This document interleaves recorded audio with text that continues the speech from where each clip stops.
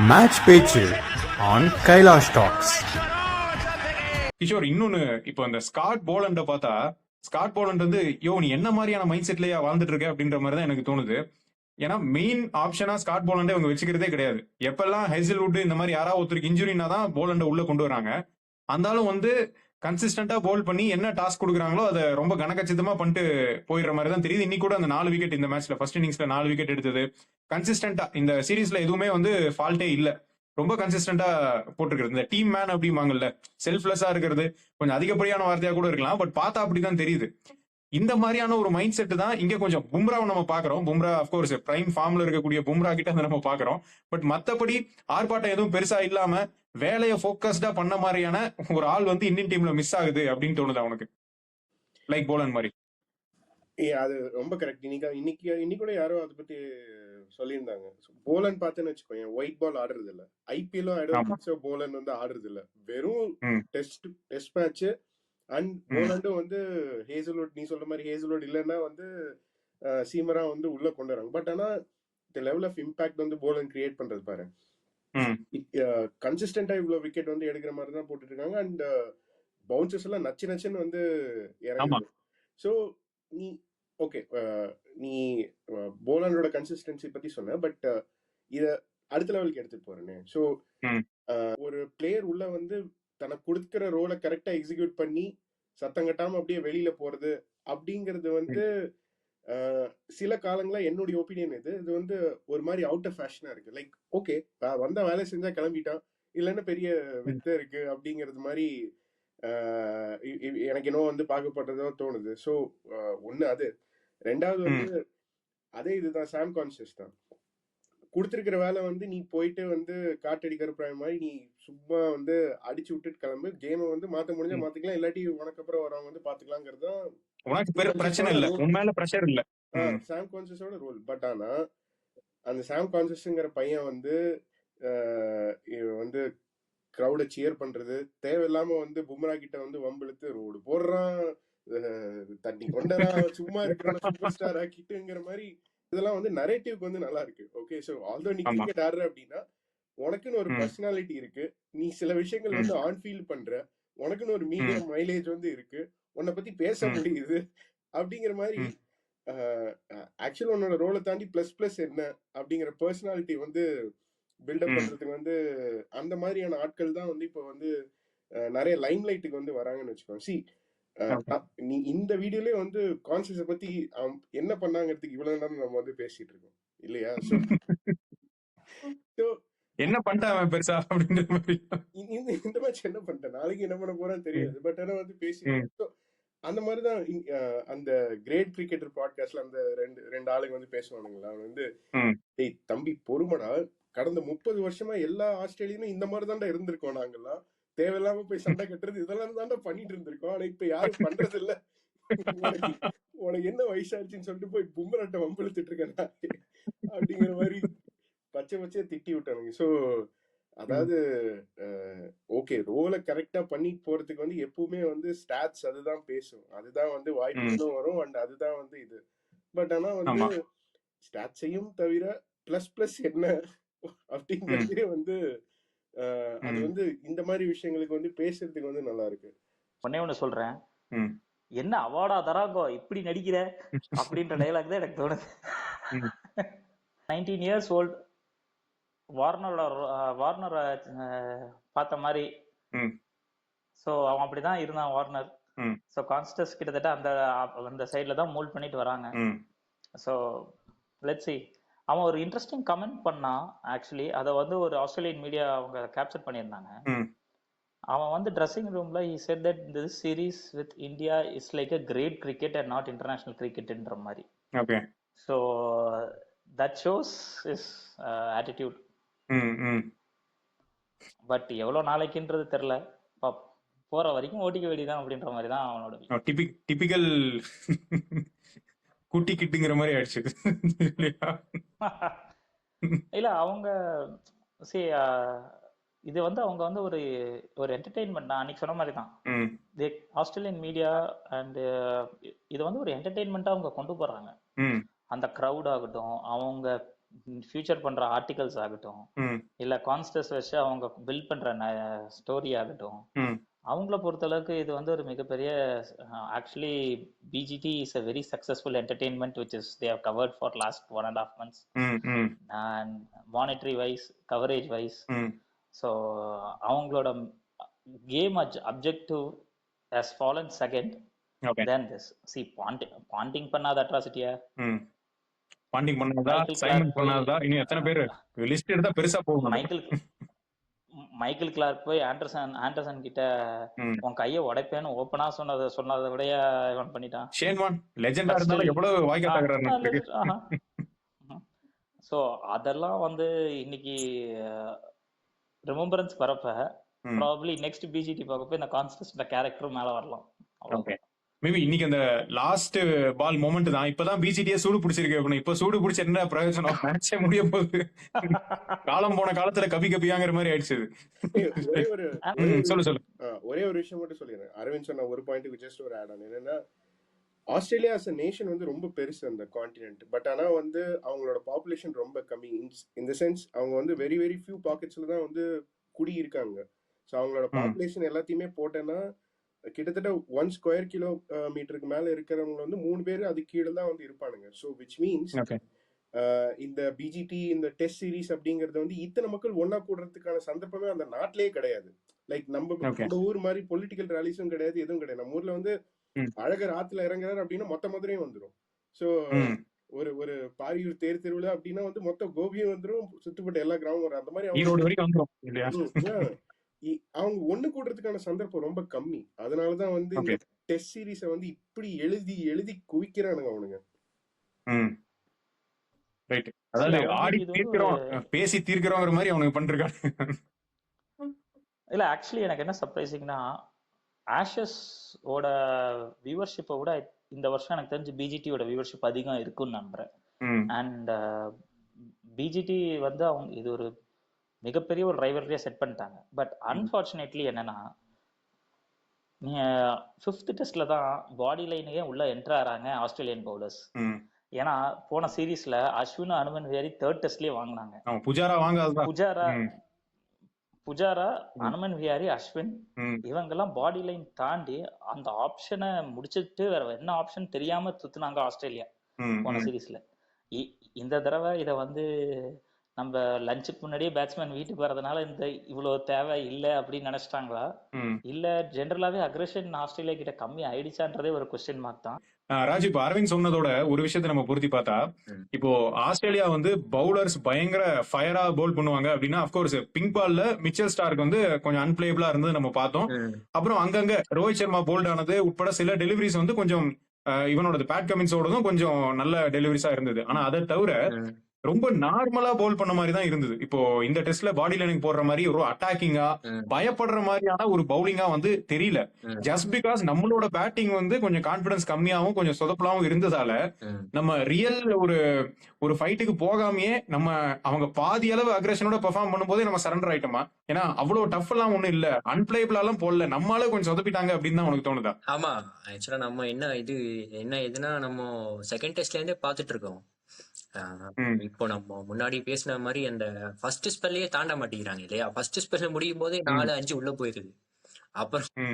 அப்புறம் அவங்க already relax ஆயிடுறாங்க. இப்ப ஃபர்ஸ்ட் ஸ்பெல் முடியும் போதே 3 பவுலர்ஸும் ஒரு ஃபர்ஸ்ட் ஸ்பெல் முடியும் போது ஒரு 4 போயிருது, இல்ல 5 போயிருது. அப்படிங்கும் போது அவங்க ஆல்ரெடி ரிலாக்ஸ்ட் ஆயிடுறாங்க, ரொம்ப ரிலாக்ஸ்டா. ஓகே, அதுக்கப்புறம் லோயர் ஆர்டர் தானே அப்படின்னு சொல்லிட்டு ஜாலியா போட்டுட்டு இருக்காங்க.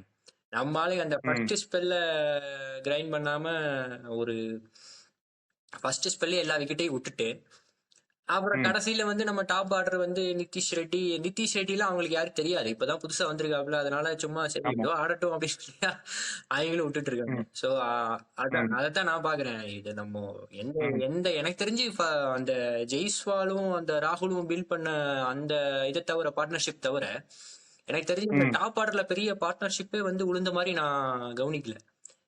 இல்ல டாப் ஆர்டர் மட்டும் இல்ல, எந்த ஆர்டர்லயுமே வரல.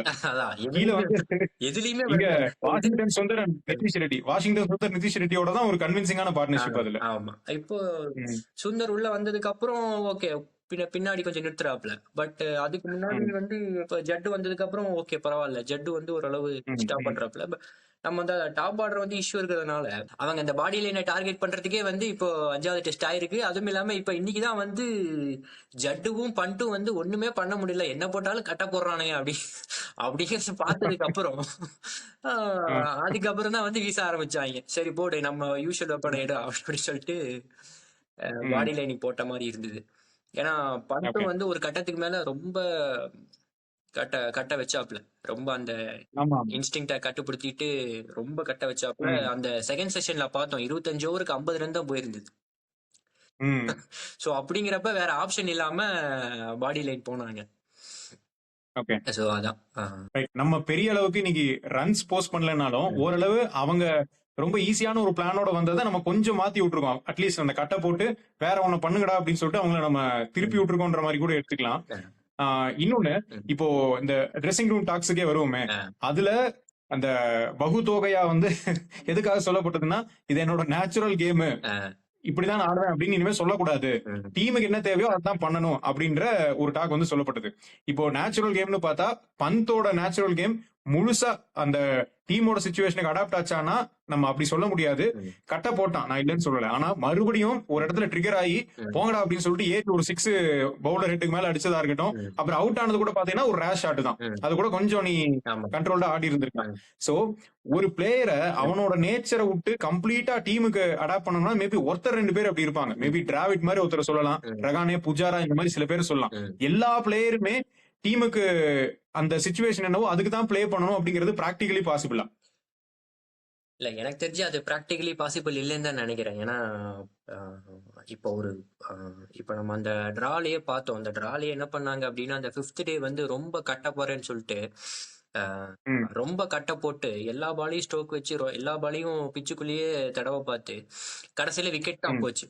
சோ அந்த பீடா கூட சொல்லியிருந்தாப்ல, ஒரு அளவு நேச்சுரல் கேமா ஆடி இருந்தா ஒரு 2 ரன் 3 ரன் அடிச்சிருந்தீங்கன்னா நீங்க அப்படியே எடுத்துட்டு போய் டிரா பண்றது ஈஸியா இருந்திருக்கும்.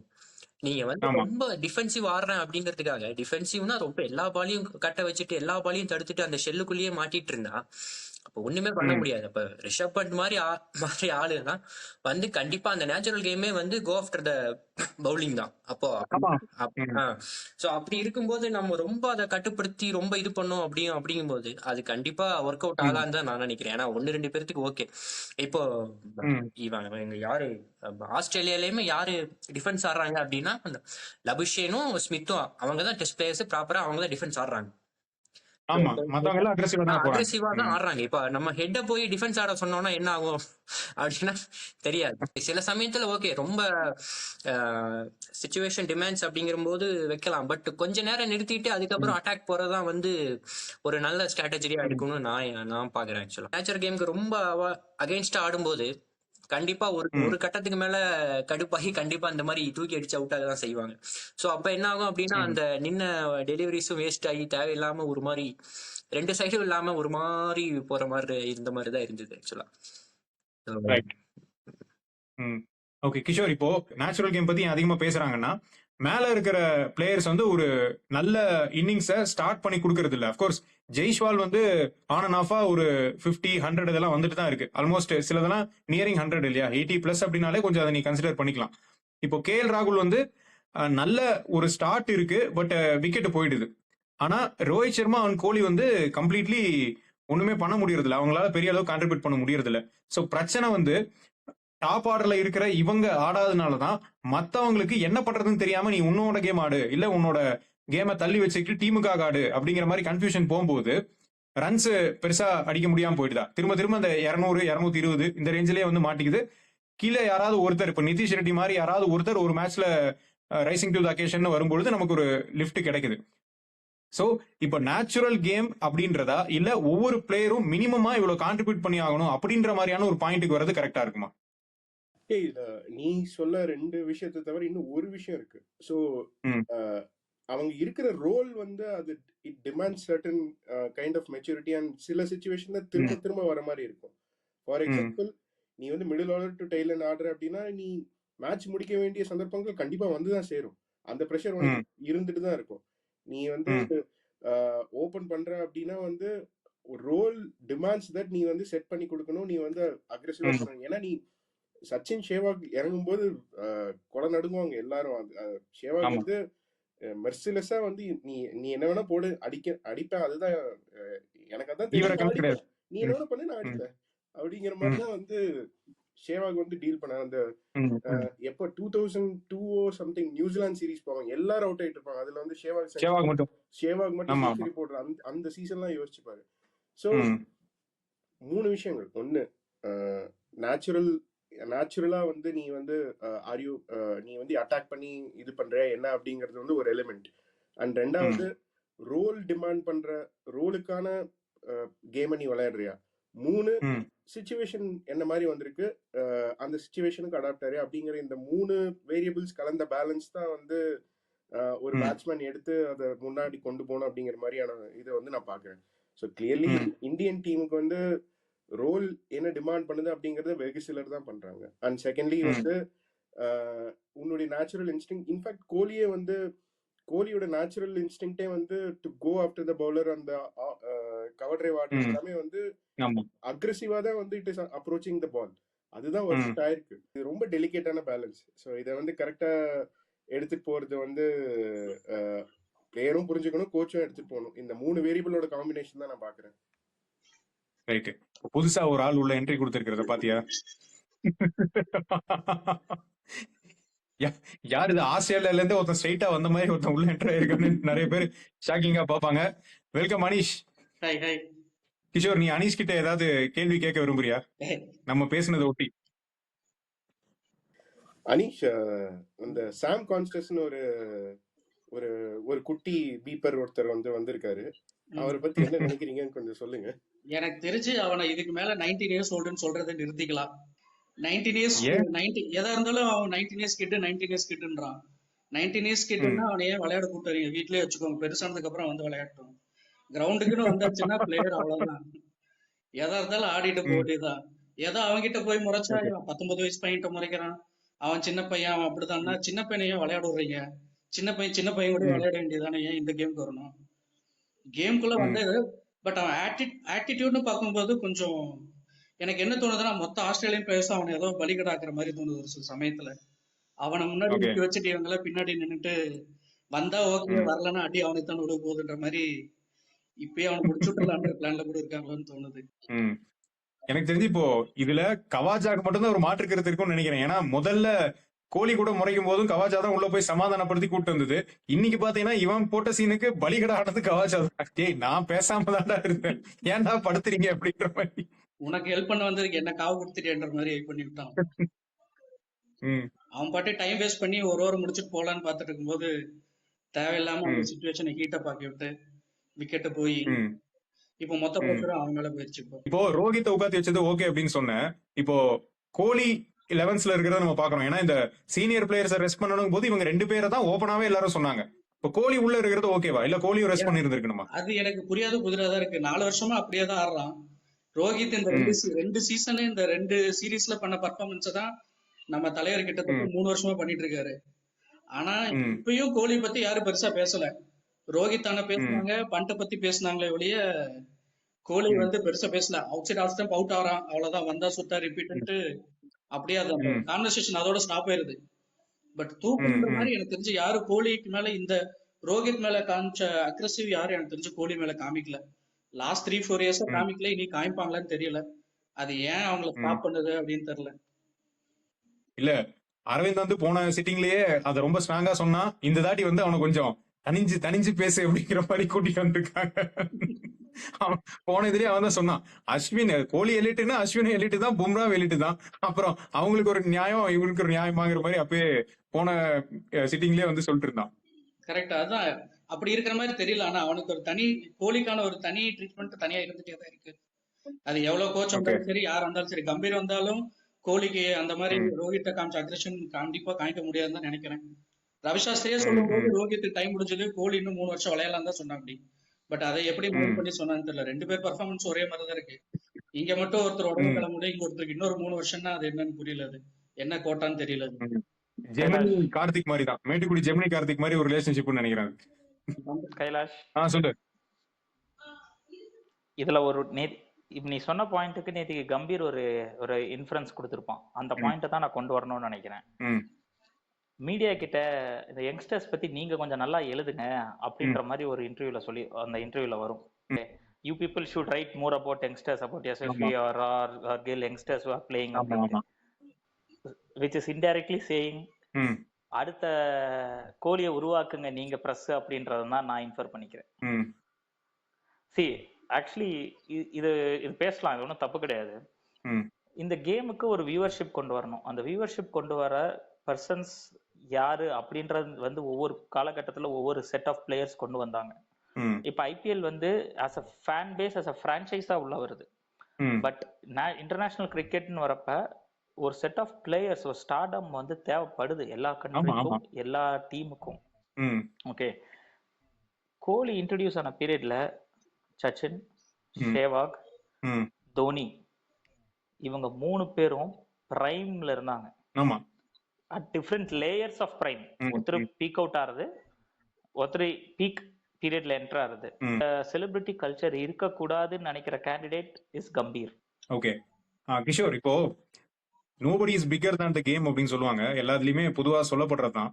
ஆனா அதே நேரத்துல இப்போ அரவிந்த் குறிப்பிட்ட மாதிரி ஒரு கேம ஒரு போஸ்டர் பாயா எடுத்துட்டு போறதுக்கு எல்லா காலகட்டத்திலயுமே ஒரு ஆள் இருந்திருக்காங்க. இப்போ 90s ஸ்டார்டிங்ல வந்து அது டெண்டுல்கர் இல்லையா? ஸ்டார்டிங் டெண்டுல்கர் கிட்ட தான் ஸ்டார்ட் ஆகுது இந்தியால.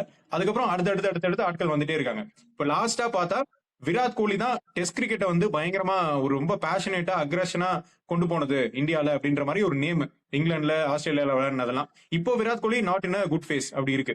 ஸோ அப்படி ஸ்டில் அந்த ஒரு பர்டிகுலர் ஒரு ஸ்டாரு, ஒரு பிளேயர், அந்த வர்ஷிப்பு, ஒரு செலிப்ரேஷனை தாண்டி கேமு, ஒரு டீம் எஃபர்ட், அந்த மாதிரியான ஒரு ஜோனுக்கு இது போக முடியும்னு நினைக்கிறியா நீ? அந்த மாதிரியான ஒரு புரிதல் வந்து ஆடியன்ஸ் கிட்டயும் சரி இல்ல பிளேயர்ஸ் கிட்டயும் அந்த மெச்சூரிட்டி வரும்னு தோணுதா உனக்கு? இல்ல, சத்தியமா வராது. அது அந்த கேரி பண்ணிட்டு போற வெஹிக்கிள் கண்டிப்பா தேவை உனக்கு. ஏன்னா இந்த சீசன்லயும் சொன்னாங்க, அதாவது டெஸ்ட் கிரிக்கெட்ல இந்த செஷனோ இல்ல டேயோ வந்து ரொம்ப சுமாரா போச்சு அப்படின்னா வந்து அந்த ஆஸ்திரேலியன் மீடியால அந்த பார் கோலி என்ன மூஞ்சி வச்சிட்டு இருக்காங்க, அங்க வந்து ஃபோக்கஸ் பண்ணு, கோலி பத்தி ஒரு காலம் எழுது அப்படிங்கிறது அது டெம்ப்ளேட். ஆமாங்க, பிஜிடி நடக்குது அப்படின்னா இந்த கோலி என்ன பண்றான் பாரு, ஒண்ணும் கிடைக்கலன்னா வந்து அவன் மண்டே உருட்டு அப்படிங்கிற மாதிரி அங்க வந்து ஃபார்ம் ஆயிக்கிறாங்க. ஸோ நீ வந்து அதாவது டெஸ்ட் கிரிக்கெட் பொறுத்த அளவுக்கு வந்து கேம் எந்த அளவுக்கு வந்து லென்த்தா ஒரு நாள் ஃபுல்லா போகுதோ, கேமுக்கு வெளியில வந்து இந்த மாதிரியான நரேட்டிவ்ஸ் வந்து வந்துட்டே தான் இருக்கும். அதாவது அதை பத்தி பேசுறதுக்கான கதைகள் தேவை. எந்த கதைக்கும் வந்து ஒரு கதாநாயகன் தேவை. அதனால இந்த இது வந்து வெறும் கம்பீர் சொல்ற மாதிரிலாம் வந்து செலிபிரிட்டி கல்ச்சர் இல்லாம சும்மா வந்து கேமை மட்டும் எடுத்துட்டு போறதுக்கு வந்து சத்தியமா முடியாது, வாய்ப்பும் இல்லை. அவன் பேசும்போது காதை அடிச்சு பாத்தையாலங்கிற மாதிரி தான் நோட் பண்ணி எழுதிட்டு இருக்காங்க. அதேதான். And secondly game is bigger than everybody எல்லாம் வந்து சொல்லலாம், ரைட்டு தான். பட் ஆனா வந்து ஒரு கோச்சா வந்து கம்பீர் பண்ண நினைக்கிற விஷயத்த வந்து பாரு. C either it is very he is doing very very intelligent thing. அந்த சக் தி இந்தியா படத்துல வந்து ஷாருக் பண்ண மாதிரி இப்போ எல்லாத்துக்கும் வந்து எல்லாரும் வந்து என்ன வந்து வெறுக்க ஆரம்பிச்சிட்டாங்க. அந்த காரணத்தினால டீம் யுனைட்டடா இருக்கு, இதுதான் எனக்கு வந்து வேணும் அப்படிங்கிற மாதிரியான இதுல வந்து கம்பீர் பண்றதுன்னா ஓகே, ஒத்துக்கலாம். பட் ஆனா வந்து இங்க இருக்கிற ஒரே ஒரு புள்ளி, அந்த புள்ளி வந்து நான் தான், 11 பேர் கிடையாது அப்படிங்கிற மாதிரியான இதை வந்து இது எங்க கொண்டு போய் விடும் தெரியாது. ஏன்னா மை ரூல்ஸ் மை டஃப் அப்படிங்கிறது வந்து இந்த மாதிரியான கேமுக்கு ஒத்துப்பாரு. ஆக்சுவலி கிஷோர் சொன்ன மை ரூல் மை கேம் வந்து இந்தியன் கிரிக்கெட்டோட கோச்சிங் இதுலயே நடக்காது. India is not coach determined team. India is always been a player and captain ஓரியன்டாவே நம்ம போயிட்டோம். நீ எனக்கு தெரிஞ்சு நீ லாஸ்ட் ஒரு 7 or 8 கேப்டன்சி எடுத்துப்பாரு. அவங்களோட கேம், அவங்களோட கேரக்டர் தான் டீமோட ஆட்டிடியூடுன்ற மாதிரியே பேஸ் பண்ணி கொண்டு போனாங்க.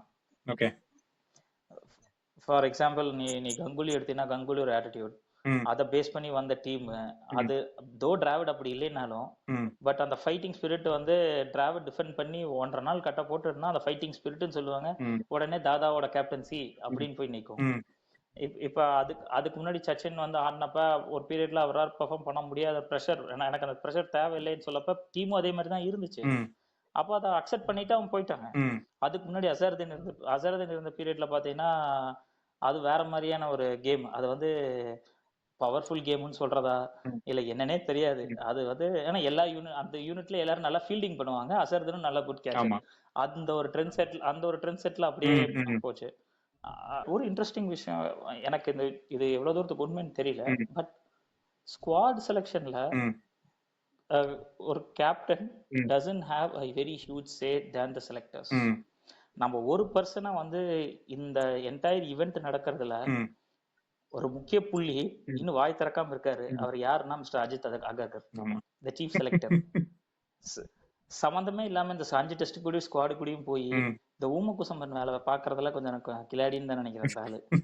ராஜு, இப்போ அரவிந்த் சொன்னதை வச்சு பார்க்கும்போது இப்போ அகர்கர்கிற பேரு நம்ம பாத்துருக்கோம். ஆரம்பத்துல விளையாடும் போது ஃபர்ஸ்ட் ஸ்பெல் நல்லா ஸ்விங் எல்லாம் போட்டு விக்கெட் எடுப்பாரு. ஆனா 10 ஓவர் முடிக்கும் போது பாத்தீங்கன்னா எக்கானமி வந்து 6க்கு போயிடும். கடைசியில அடிச்சிருவாங்க, டெத் ஓவர்ல அடிச்சிருவாங்க. பட் ஆரம்பத்துல இன்ஸ்விங் அவுட் ஸ்விங் எல்லாம் போட்டு விக்கெட் எடுப்பாரு. அது நல்ல பிளேயர் தான். செஞ்சுரி எல்லாம் போட்டிருக்காரு, லார்ட்ஸ்ல 100 அடிச்சிருக்காரு. அதெல்லாம் ஒரு பக்கம். ஆனா இந்த டீம் செலக்ஷன்ல பார்த்தா நம்ம வில்லாதி வில்லன் படத்துல வர பூ மாதிரி ஒரு ரோலை வந்து பண்ணிட்டு போயிடுறாரு அவரு. மேபி இருக்கலாம். எனக்கு வேற அந்த அகர்கர்னு சொன்னாலே வந்து அந்த க்ளூத்னர் ஒரு 5 4 அடிச்சு வின் பண்ணுவாங்க. அந்த கேம் தான் மண்டேல ஓடுது. நம்ம மைண்ட் வேற அங்க போகுதுங்கிற மாதிரி அதான் ஓடுது மண்டேல. ஒயிட் பால் கொஞ்சம் ஓகேவா போற மாதிரி தான் இருக்கு. எனக்கு பெரிய ஃபிளாஸ் கண்டுபிடிக்க முடியல ஒயிட் பால் செலக்ஷன்ல. ரெட் பால்ல மேபி நம்ம இன்னும் கொஞ்சம் பவுலர் செலக்ஷன்ஸ் வந்து மேபி இன்னும் கொஞ்சம் நல்லா பண்ணிருக்கலாம் அப்படிங்கிற மாதிரி தான் பாக்குறேன் நான். ஏன்னா இப்போ பவுலிங் வந்து இப்ப ஷமி இல்ல அப்படின்னா யாரு பேக்கப்பா எடுத்துட்டு போறீங்க அப்படிங்கறது பிளான் இல்ல. பும்ரா மட்டும்தான் பிரைம்ல இருக்காப்ல அப்படின்னா அப்புறம் வேற யாரு பேக்கப்? சிராஜ் ஓகே, சிராஜை தவிர வேற யாரு எந்த பவுலர் ஸ்குவாட்ல இருக்காங்க அப்படிங்கறத பாத்துருக்கணும். ஸோ அதே மாதிரி அஸ்வினும் ஸ்குவாட்ல எடுத்து சுந்தரும் எதுக்கு ஸ்குவாட்ல எடுத்தாங்க அப்படிங்கிறது ஃபர்ஸ்ட் புரியல. அது ஒண்ணு பார்க்க வேண்டியதா இருக்கு. 2 பேருமே ஆஃப் ஸ்பின்னர். ஸோ அது அங்கேயே ஒரு செலக்ஷன் அடி வாங்கி இருக்கு. பிளஸ் வந்து அதான் இப்போ ஒரு ஷமி இல்ல அப்படிங்கிறப்போ நம்ம ஆட்டோமேட்டிக்கா யோசிச்சிருக்கணும் பவுலர்ஸ் என்ன பவுலர்ஸ் வந்து பவுலர்ஸ் செலக்ஷன் வந்து கண்டிப்பா நல்லா போகலன்னு தான் நான் நினைக்கிறேன். ஏன்னா சப்போஸ் இவங்க டெஸ்ட்டுக்கு வந்து மேபி டெஸ்ட்டுக்கான பவுலர்ஸ் தனியா இல்ல அப்படின்னா மேபி ஒயிட் பால்ல நல்லா பர்ஃபார்ம் பண்ணிட்டு இருக்கிற யாரையாவது கொண்டு போயிருந்துக்கலாம். மேபி ஒரு லெஃப்ட் ஆர்ம் ஆப்ஷன் எடுத்துட்டு போயிருந்துக்கலாம். ஹர்ஷ்தீப் சிங் மாதிரி யாராவது கூட்டு போயிருந்துக்கலாம். அந்த மாதிரி யாராவது கூட்டு போயிருந்திருக்கலாம். இல்ல வேற யாரையாவது ட்ரை பண்ணி இருந்திருக்கலாம்.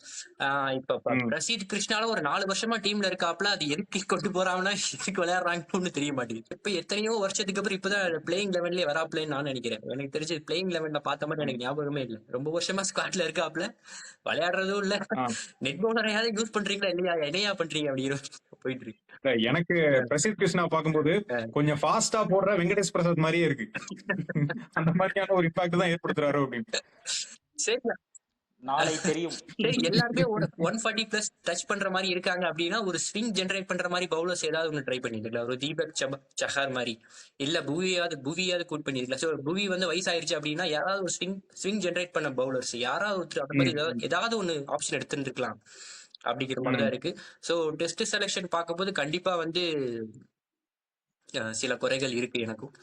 ரைட்டு அனீஷ், இதுக்கு முன்னாடி நிறைய பேசணும். இப்போ டீம் செலக்ஷனை பத்தி இவங்க சொல்றாங்க இல்லையா, இப்போ டீம் செலக்ஷன்ல என்னென்ன பிளேயருக்கு என்னென்ன ரோல், இப்போ ஒரே ஒரு ரோலுக்கு 2-3 ஆப்ஷன்ங்கிற மாதிரி எல்லாம் ஸ்குவாட செலக்ட் பண்ணிட்டு போறது வந்து கரெக்டா இருக்குன்னு தோணுதா, இல்ல டீம் செலக்ஷன்ல ஒரு மிஸ்டேக் இருக்குன்னு தோணுதா உனக்கு?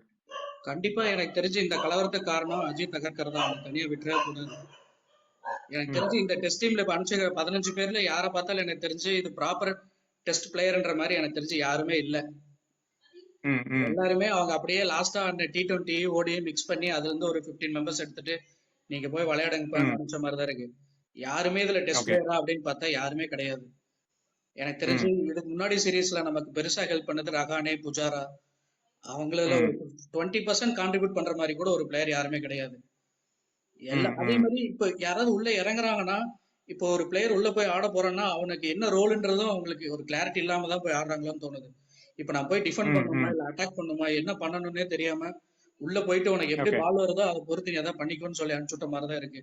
அவங்க பாட்டுக்கு உள்ள போறாங்க, என்ன பண்ணணும் அந்த சிச்சுவேஷனுக்கு என்ன பண்ணணும்ன்ற ஒரு மைண்ட் செட்டே இல்லாமதான் போய் ஆடுறாங்க. எனக்கு தெரிஞ்சு கண்டிப்பா இது சமாளிக்கிற மாதிரி அனுப்பி விட்டுறாங்க. ஆமா அப்படிதான் இருக்கு. கண்டிப்பா இதை வந்து அகர்கரை வந்து இந்த பிரச்சனையில விட்டுறவே கூடாது. அவர் தான் முன்னாடி நிக்க வச்சு எதுவா இருந்தாலும் ஃபர்ஸ்ட் அகர்கரை தான் இதை கேன்சல் பண்ணணும் செலக்டரா. ரைட். தேங்க்ஸ் ஃபார் வாட்சிங் கைலாஷ் டாக்ஸ். ப்ரீவியஸ் எபிசோட்ஸோட லிங்க்ஸ் டிஸ்கிரிப்ஷனில் இருக்குது. நெக்ஸ்ட் எபிசோட் விரைவில்.